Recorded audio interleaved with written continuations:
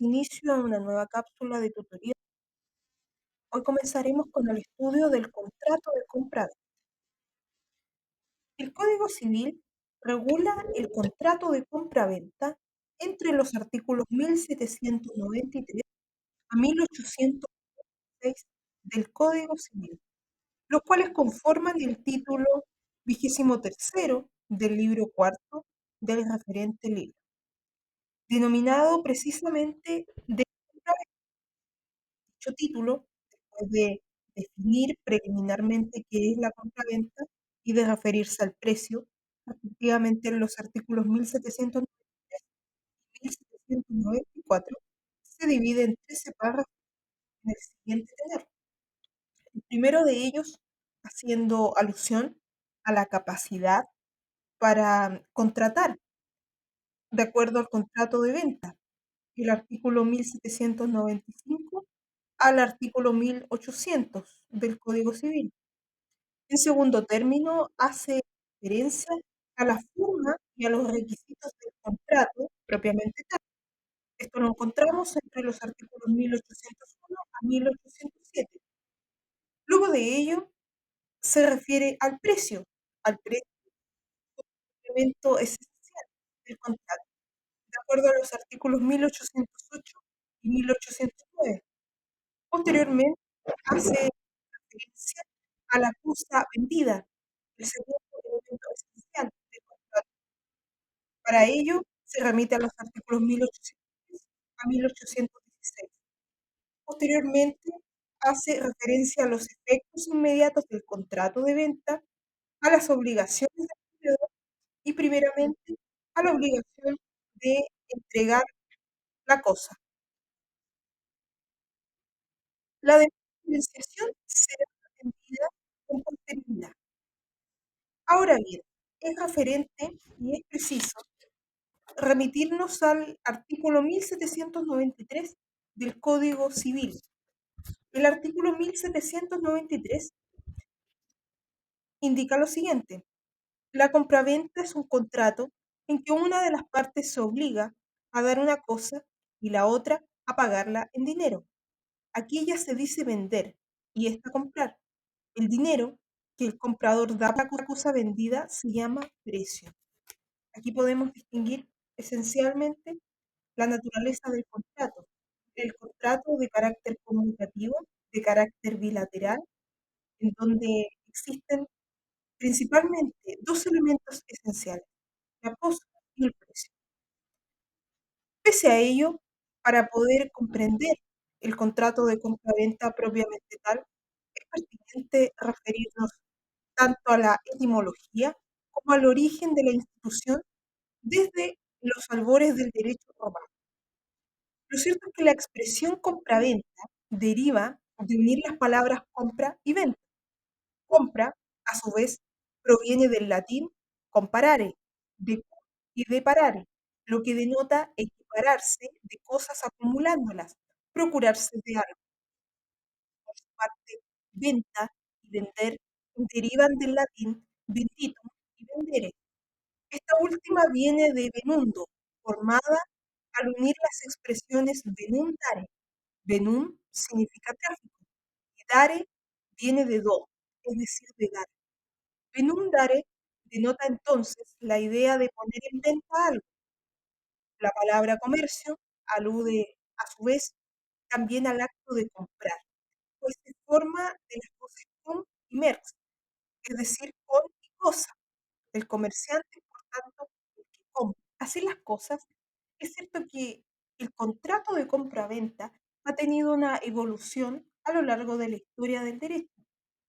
De lo expuesto precedentemente y siguiendo al profesor José Joaquín Ugarte, el cual sigue los planteamientos del jurista español José Castán Tubiñas, y a la vez lo preceptuado por el profesor Orrego, podemos decir que la compraventa ha tenido una evolución histórica, la cual puede dividirse en tres periodos: el de la compraventa real, el de la compraventa consensual y productora de obligaciones, y el de la compraventa consensual y traslaticia de dominio. Así las cosas sin el ánimo de ahondar en demasía respecto a la historia propiamente del contrato a lo largo del derecho, tenemos que hacer referencia al concepto. Lo cierto es que, como se ha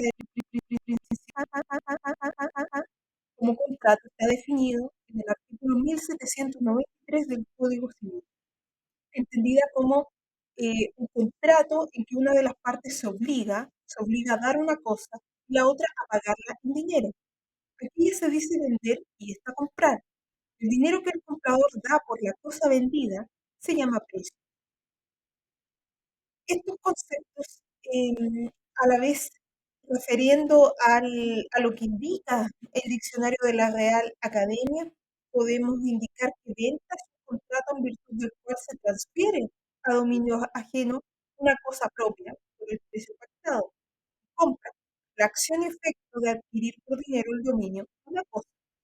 Lo cierto es que estos conceptos no se adhieren con el adoptado por el Código Civil chileno, por dos razones. La primera de ellas es que en nuestro código se da a la compraventa la calidad de mero título traslaticio de dominio, como ocurría, dicho sea de paso, en el derecho romano unitario o vulgar.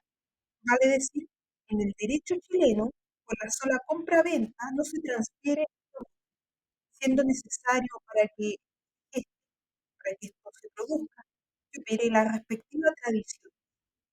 Además de ello, no necesariamente el vendedor está obligado a transferir el dominio de la cosa objeto de la compraventa, ya que hay que recordar el artículo 1815 del Código Civil, el cual hace referencia a la compraventa de la cosa ajena.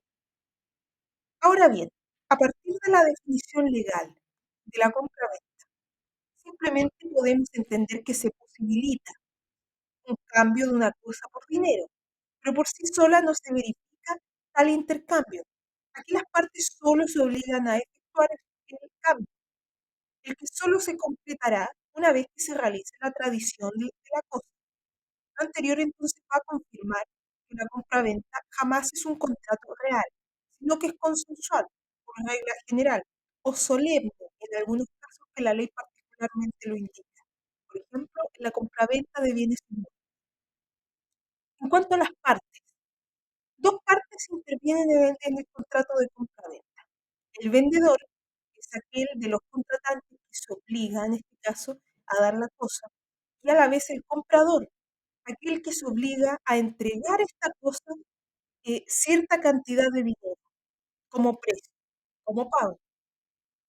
Ahora bien, respecto a esta definición de que estamos frente a un contrato nominado, existen una serie de críticas, principalmente a lo que indica el artículo 1793. La primera de ellas es cuando se hace referencia a que el vendedor se obliga a dar, debiendo haber dicho el precepto a dar o a entregar.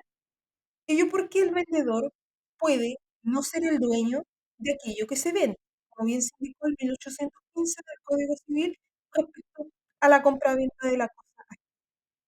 En tal caso, mal puede obligarse a dar, o sea, a transferir el dominio, sino solo a entregar, porque nadie puede transferir más derechos de los que tenga. En uno o en otro caso, habrá cumplido con su obligación. Por lo demás, cabe agregar que el título del párrafo sexto es esclarecedor, pues dice de las obligaciones del vendedor y primeramente de la obligación de entregar. Y no dice primeramente de la obligación de dar, sino que de entregar. Pareciera, por tanto, que el propio Bello, don Andrés Bello, precisa lo expuesto en el artículo 1793 al entitular el párrafo C, esto para efectos aclaratorios. La segunda crítica es planteada por don Leopoldo Urrutia, el cual se refiere a la expresión a dar una cosa, ya que en opinión de este autor, más concreto habría sido decir a dar algo, expresión más amplia que la empleada por Gautier, porque vio que hasta las esperanzas y la suerte podían ser materia de un contrato de compraventa y que por lo tanto la palabra cosa era demasiado restringida. En cambio, el artículo 1813 reconoce que puede venderse la suerte, que en realidad no puede considerarse como una cosa propiamente. Y la tercera crítica, efectuada a la definición que hace el código del contrato de compraventa, es en cuanto a que el comprador no puede obligarse a pagar la cosa en dinero, sino que también podría entregar dinero y además otra cosa u otras cosas, de acuerdo al artículo 1794. Si la cantidad de dinero que se entrega es mayor al avalúo de la cantidad de cosas, vamos a estar frente a una compraventa. En caso contrario, habrá pérdida. Con todo, no es menos cierto que la verdadera obligación de entregar es aquella en la que el acreedor recibe una cosa no como dueño o poseedor, sino que como mero tenedor, es decir, reconociendo dominio. Ahora bien, sin el ánimo de referirnos en demasía a estas cuestiones que son de carácter doctrinario, es preciso abocarnos a lo sustancial. En cuanto a las características propias del contrato de compraventa, como bien se indicó en un comienzo, el contrato de compraventa es un contrato de tipo bilateral. ¿Por qué? Porque las partes contratantes se obligan recíprocamente desde su origen. Se trata de un contrato sinalagmático perfecto, en el que el vendedor se obliga a dar o entregar la cosa y el comprador a pagar el precio. Estas obligaciones son de la esencia de la compraventa, y sin ellas el contrato no produce efectos civiles o bien degeneraría en otro contrato diferente. Así las cosas, el vendedor también va a tener la obligación de sanear la emisión y los vicios redivitorios. El comprador, por su parte, la obligación, aparte de pagar el precio, de recibir la cosa. Esta es una obligación de recibir materialmente la cosa, porque puede haberse producido la entrega física desde el momento mismo en que se celebra el respectivo contrato. Pero tales obligaciones son de la naturaleza de la compraventa, puesto que pueden suprimirse expresamente. En consecuencia, jurídicamente no se va a concebir un contrato unilateral de venta ni un contrato unilateral de compra, como acontecía, dicho sea de paso, en el primitivo derecho romano, con las figuras de la eptio y la venditio.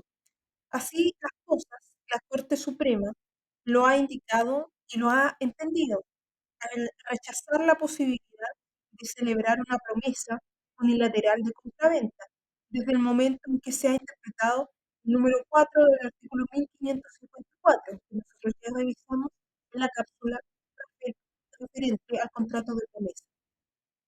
En lo respecto a la especificación del contrato, exigiendo por tanto que se consigne el acuerdo de voluntades y las obligaciones recíprocas. Eso es lo que hace referencia al 1550, que podría entenderse como una antesala a la celebración del contrato de compraventa por regla general.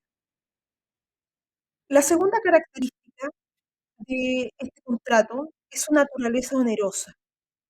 Aquí las prestaciones recíprocas son engendradas imponiéndose a ambas partes un gravamen y obteniendo ambas partes un beneficio. También hay que indicar que el contrato de compraventa es generalmente conmutativo y excepcionalmente aleatorio. Por regla general, las prestaciones a que se obliga al vendedor y al comprador quedan perfectamente determinadas sin que haya incertidumbre o queden entregadas a contingencia. Cada parte sabe con certeza lo que obtendrá del contrato. Dichas prestaciones se miran como equivalentes. Aquí se trata entonces de un contrato conmutativo. Debemos recordar entonces, en todo caso, que por regla general la equivalencia va a ser subjetiva, ya que quedará entregada a la voluntad de los contratantes. Sin embargo, habría que formular dos prevenciones. La primera, tratándose de la compraventa voluntaria de bienes inmuebles. Aquí la equivalencia se va a tornar más objetiva, considerando la institución de la lesión enorme que se presenta y puede originarse entonces por la poca equivalencia, por en donde el vendedor o el comprador se ve perjudicado respecto a la objetividad del negocio y puede desencadenar la rescisión del contrato. Por otra parte, el precio debe convenirse dentro de los márgenes razonables, según sea el valor objetivo de la cosa y no incurrir en una hipótesis de precio irrisorio que puede producir la sanción de nulidad absoluta de la compraventa. Y también, dicho de otra manera, la lesión enorme vendría a ser un límite especial a la libertad que tienen las partes para estipular el precio, pues solo opera para el caso de la compraventa voluntaria de bienes raíces. En cambio, no existe el precio de carácter irrisorio en, el- en la hipótesis de las compraventas forzadas. Em, Excepcionalmente, cabe agregar que el contrato de compraventa puede ser aleatorio, como en el caso de las cosas que no existen pero que se espera que existan, cuando expresamente se pacte el carácter aleatorio del contrato, según lo dispone el artículo 1813 del Código Civil, o sea, cuando aparezca que se compró la suerte. En consecuencia, la conmutatividad no es de la esencia de la compraventa, sino solo su característica general. Lo aleatorio es excepcional a la compraventa. Otra característica fundamental de este contrato es que el contrato de compraventa es siempre un contrato principal, ya que puede existir por sí mismo, independiente de cualquier otra convención que decida. Además de ello, el contrato de compraventa es ordinariamente consensual, salvo las excepciones legales que refieren al cumplimiento de una determinada solemnidad, como acontece, por ejemplo, en la compraventa de bienes raíces o inmuebles. Además de ello, indicamos en el comienzo que la compraventa es un contrato nominado público, ya que está reglamentado en la ley. Cabe precisar inclusive que se encuentra consagrado en cerca de 103 artículos, desde el 1793 al 1806, se encuentra su regulación. Por regla general, además, cabe hacer presente que el contrato de compraventa es uno de ejecución instantánea, de que usualmente las partes van a cumplir de inmediato sus obligaciones, extinguiéndose por tanto la relación contractual, de acuerdo al artículo 1826, inciso primero, y el artículo 1872, inciso primero, ambos del Código Civil. No obstante ello, sin embargo, lo que se indicó, la compra-venta en la que las obligaciones se cumplen dentro de cierto plazo y por ende, en tal situación, vamos a estar ante un contrato de ejecución sucesiva o progresiva. En este último caso, el incumplimiento que se produzca en cualquier momento podría originar la resolución del contrato.